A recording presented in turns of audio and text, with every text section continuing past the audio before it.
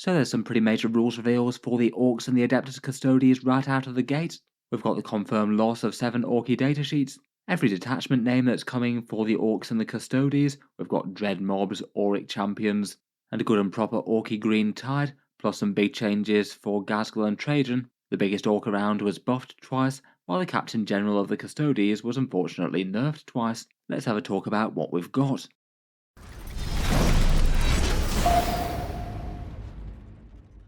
Hello and welcome back to Auspex Tactics, where it seems it's a big week indeed for Warhammer 40k. Not one but two different faction releases, and for really quite popular factions as well. For the Imperium we have the Adeptus Custodes, and for the Greenskins we have the Orks. On Sunday night in the UK, they dropped the pre-order article, basically saying that they'd be going live on Saturday the 13th of April, and that's the new codexes, the new combat patrol box sets, and the new battle forces, plus some dice and data card sets. Certainly seems like it's going to be a busy week for me on the channel. There's going to be a lot of 40k rules to try and keep track of. The next video here on the channel should hopefully be a full prices breakdown for the battle forces and the rest, so stay tuned if you'd like to see that in a little bit. But before that, I thought it was well worth talking about all the rules reveals that we've already had in the Sunday preview. Perhaps a surprising amount for a more product preview sort of article. It's not like they were deliberately going out of their way to showcase rules here.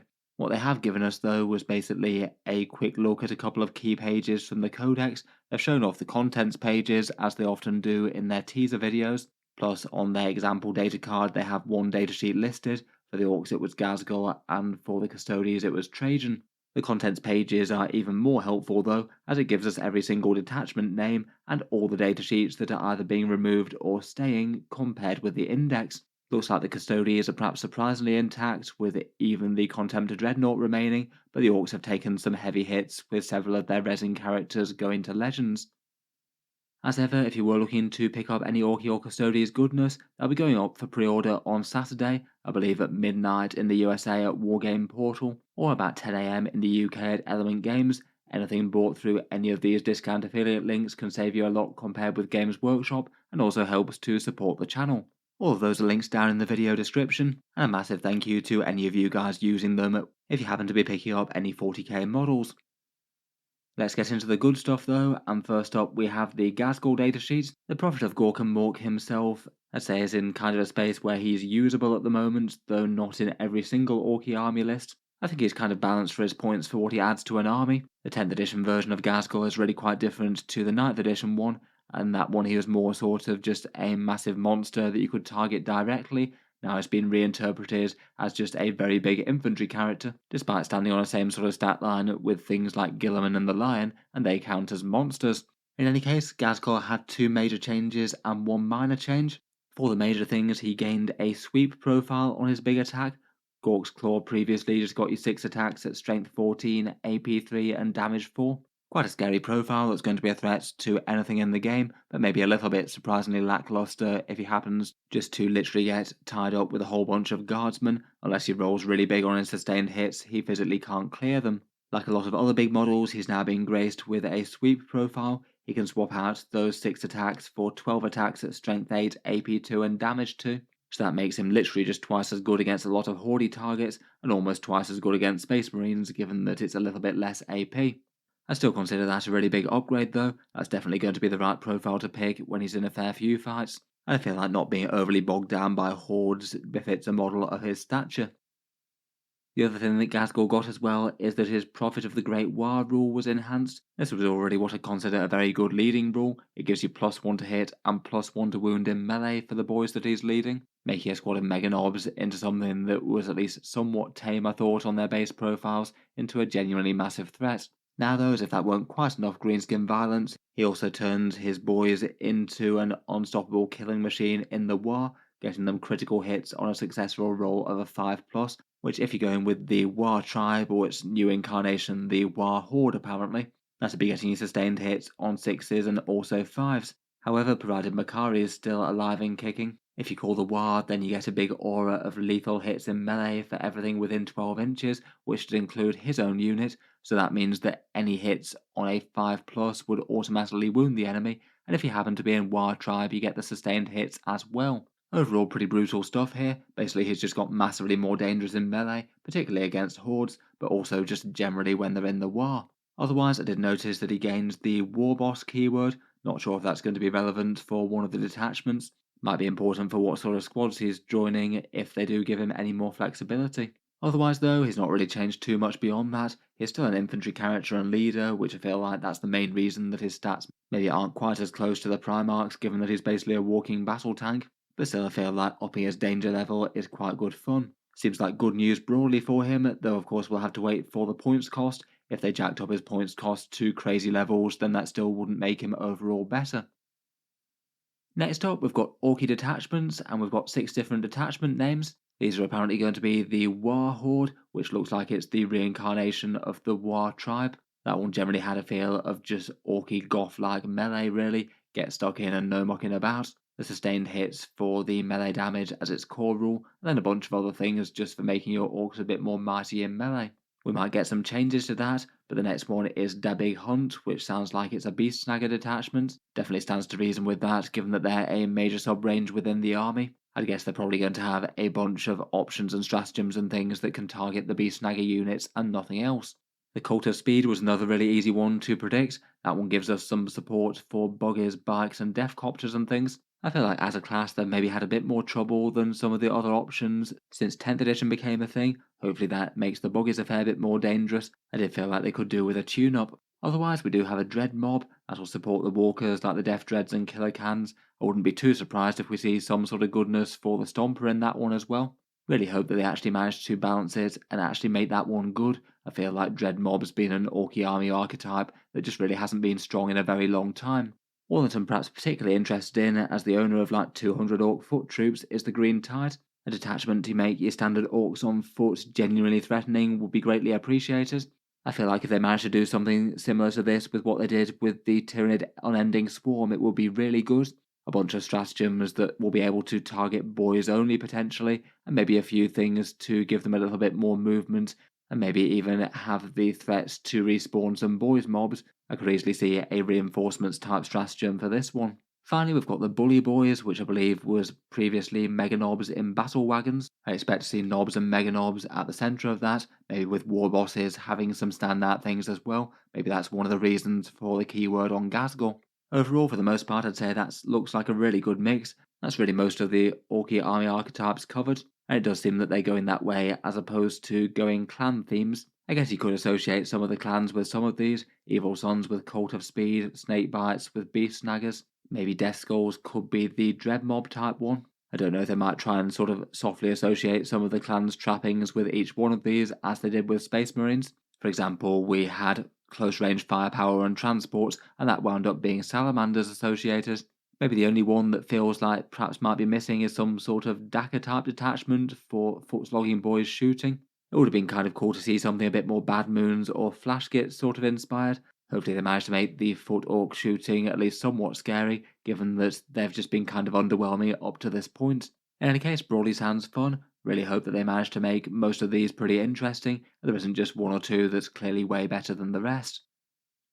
On to less good news for the Greenskins though, and Codex Orcs, as with a fair few of the other codexes, has taken some datasheet hits. Index Orcs in 10th edition had 57 datasheets. It looks like we're down to 51 datasheets in total now, with some sad casualties taken along the way. Depending on how you want to look at it, with either lost 7 datasheets and gained 1, or lost 6 and just had 1 kind of side graded. Looking through the unit list, the vast majority of things are still here as they were before. The ones that are gone are 3 of the Resin Orc characters that were definitely in the endangered species sort of camp. Mad Dog Grotznik, Captain Badruk, and Boss Zagstruck all seem to have bit the dust with this one. I guess you could try and just proxy them as squad leaders, or Grotznik as a pain boy, but it's really quite sad to see big iconic Orky characters from the lore getting the Legends treatment. Perhaps particularly from a 10th edition perspective, Captain Badruk will be a sad loss. He's been a really quite common sight in a lot of Orky competitive lists at the moment, really laying down the firepower with the flash gits. Beyond them, the mech with the custom force field seems to have gone. Maybe that was sort of on the cards anyway, being replaced by that new big mech with a sort of exo frame. It's not really a like for like replacement though, given that the new one doesn't look like he's got a custom force field, and it's just a bit of a bigger and threatening model in general. The Mechboy Workshop no longer seems to have a playable datasheet, though its rules were kind of garbage anyway, really. And then it looks like 2 of the Knob datasheets have gone.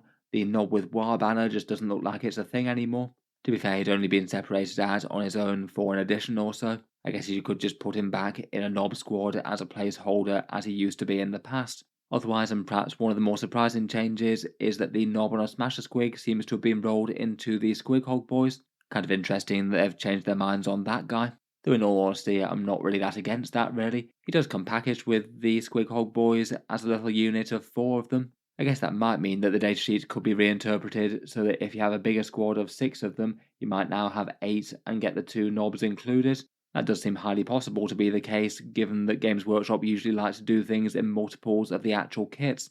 I guess that means that his days of getting Ed Whopper's Kill Chopper will be a thing of the past now, unfortunately. Overall, out of these, probably the ones that are most sorry to see go are the resin character datasheets, Zagstruck, Grotsnick, and Captain Badrock, who have all been around for a really long time. It would have been really nice if Games Workshop had done a run of plastic updates for them, kind of like what they did with at least a few of the Necrons. I would say that they're all possibilities that they might well get new models in the future, though. I could easily see them returning it in, say, an 11th edition codex, and one of their character miniatures accompanies any other Orky releases at the time. Though it does seem that they're gone for the rest of 10th edition, Legends datasheets and things accepted. Overall, maybe a bit of rough with the smooth of the Orks. The datasheet calls are never nice, particularly if you've got them in your collection, though I'm kind of optimistic about the detachments, and Ghazghkull's new threatening rules do seem fun. From green to gold now, and next up we have Trajann Valoris's new datasheet. Unfortunately, it's an entirely different story for him with the datasheet changes, seeing as rather than getting stronger in 2 ways, Games Workshop have decided to make the Captain General slightly weaker in 2 ways. One other subtle datasheet change was they renamed his ranged profile from just the Watcher's Axe shooting profile to being called the Eagle Scream. I think that's kind of fun and a little bit more evocative. It still has the same stats though, strength 5, AP 2 and damage 3 shooting.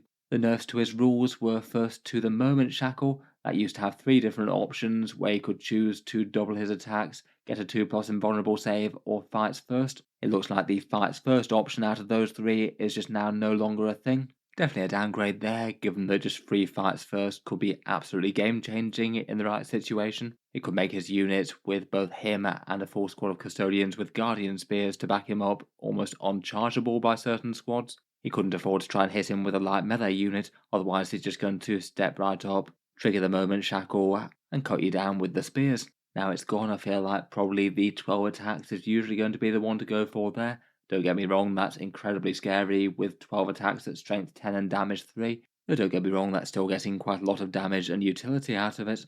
I guess if they don't change it too much, then the core Custodes detachment with the shield host will still have the option to fight first. I guess it probably won't be a stratagem option for all the detachments though. That's not all though, as it looks like the other special rule that he has was also toned down a bit. Previously, Trajann Valoris just granted ignores modifiers to his units, which was one that needed an FAQ maybe not so very long after Games Workshop released it, given that it was just maybe a little bit unclear as what it's applied to. It looks like the Codex version though is going to be very clear as to what it applies to. Now the ignores modifiers for his unit only applies to the 2 hit and the ballistic skill and weapon skill of his unit. So that means he'll be immune to things that might hand out a -1 to hit debuff or the stealth special rule. But I'd say that out of everything that wasn't really the biggest deal. Maybe things like the -1 to wound type rules that you occasionally see out there, that's a little bit more potent. And even more so than that, the -1 damage or damage manipulation sort of mechanics are a really big deal for Custodes damage 2 weapons. Things like Redemptor Dreadnoughts can be really bad news when you're hitting them with damage 2 Guardian Spears that go down to damage 1. And in particular, it was a big tool for helping them tangle with Catan as well. Models that should theoretically be a really big problem for Custodians most of the time, but if you got to get the full damage 2 attacks into them rather than them being cut down to damage 1, that gave you massively more efficiency. Overall, I feel like it's definitely not good news for Trajann. I feel like he's just feeling a bit more like just generic more might that you add to a unit now, as opposed to adding a couple of really quite unique things. I'm not 100% sure those changes were really necessary or make anything more fun. It does maybe mean that he could afford to go down in points cost a little bit, perhaps, although admittedly he was very competitive at his previous profile. Otherwise, in a similar vein for the Custodes, we have the detachment names revealed in the contents page preview that Games Workshop did On their Warhammer community page, we've got 4 different detachment names. First up, we have the Talons of the Emperor. That sounds like it's Sisters of Silence and Adeptus Custodes fighting together. So I'd imagine they might try and design something so they both get a bit of support, and maybe might enhance the other units if they're standing nearby or something. The Shield Host is the next one, and that's the one that we have. That one seems to be fully focused on supporting just the Adeptus Custodes and offers little to the Sisters of Silence. We've then got a Normagen Vigil, which sounds like it's going to be a Sisters of Silence focused army. Will be interesting to see if that one can work well. They aren't exactly a sub army with really all that much data sheets. They've just got Flamers, Bolters, and Vigilators with the damage to Power Swords, a couple of characters and Normagen Rhinos, so it's hardly like they're going to be punching up against big tanks and vehicles with anything. Could be kind of interesting if they can make it work though. Most of the detachment rules support the Sisters of Silence, go heavy on them, and then just have some Custodes along to do a little bit of heavy lifting against some tanks and vehicles in a more specialised role. Finally, it seems that we've got one that's got the same name as the Battle Force box set that goes on pre-order this weekend, the Ork Champions. The name sounds like it's for particularly elite Custodes, not that the standard Custodian guards are anything but judging by the box set, that box did not contain any Custodian guards, so I wonder if it's just going to focus on everything else but them, maybe give you some very specific support for things like their Wardens, Terminators, and perhaps even their jet bikes. I feel like that could be pretty interesting if they do decide to change things around and try and give some very specific unit supporting stratagems. Will be interesting to see how that one differed compared with the Shield Host.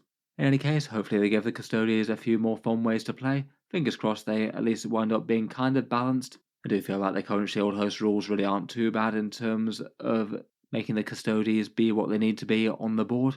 I guess the trade-off that the rest of these will have will be that the Custodians just aren't quite as durable, given that they won't have the 4+ feel no pain save against devastating and mortal wounds. Perhaps even more so than the Orks, though, there's certainly no hint of the older named Shield Hosts from 9th edition and before. Nothing that sounds particularly Dread Hosts or Shadow Keepers or anything like that. Though, as with 10th edition philosophy, the idea is more that you have the detachments and then you just paint the models how you like. Finally, I was interested to see if there were any surprises with the datasheets for the Custodes, though it seems not. There's 18 datasheets in the Codex, there were 18 datasheets before the Codex, nothing looks like it's changed or even been renamed at all. Out of the Custodes datasheets, perhaps the two that I was wondering if they might have changed or not were the Venerable Contemptor Dreadnought. That one's kind of an interesting case, as it's based on a model kit that no longer really exists anymore. I guess you'd have to pick one up via the Horus Heresy setting. I was honestly kind of wondering whether or not it might just be gone outright, given that they removed it from Codex Space Marines. Really, Games Workshop just really needs to port over the Galatus or Achilles Dreadnought into plastic at some point. I feel like those kits look absolutely awesome and far, far better than the old plastic Contemptor did for the Custodes. It would just be really nice to see a proper release for them. Otherwise, for the Shield Captains, it looks like there's no new datasheet for the new one with the Melter Spear and the Presidium Shield. I wasn't really expecting there to be a new one, to be honest. I feel like it works absolutely fine just being a war gear option. Though, as I said, when the model got revealed, I feel like that war gear combination might now be the optimal one. Pyrothite Melter Gun aside, it just seems like it's an advantage both to get a Guardian Spear for good melee and also the shield for the extra wound. Feels like you can have the best of both worlds with that loadout, though you could easily just convert one from a regular shield captain from one of these standard plastic kits. Overall, some fairly interesting stuff there. Good news on the detachment front, I think. Most of those sound really quite sensible. Ghazghkull's also done well for himself with his new datasheet. I feel like it's less good news for the character changes from the Orks, though. Always annoying when current models that people have get retired in one way or another. Though I feel like, given the way that 10th edition has been going at the moment, the writing was kind of on the wall for them there already. The Trajann Datasheet change I'm not a big fan of, really. I feel like it gave him an interesting niche, as to now he's just adding pretty much just raw hitting power and not much else. In any case, let me know what you think, and if you are pre-ordering codexes, battle forces, or combat patrols at the weekend, feel free to check out the links in the video description for saving a bit of money and also helping support the channel. In any case, if you'd like to see more like this, then feel free to subscribe to Auspex Tactics. I'll certainly be aiming to cover any more news and updates we get over the course of the week. I'll aim to try and get a full codex review done for both factions as soon as I possibly can at the weekend. That shall be a really busy 2 days, I suspect.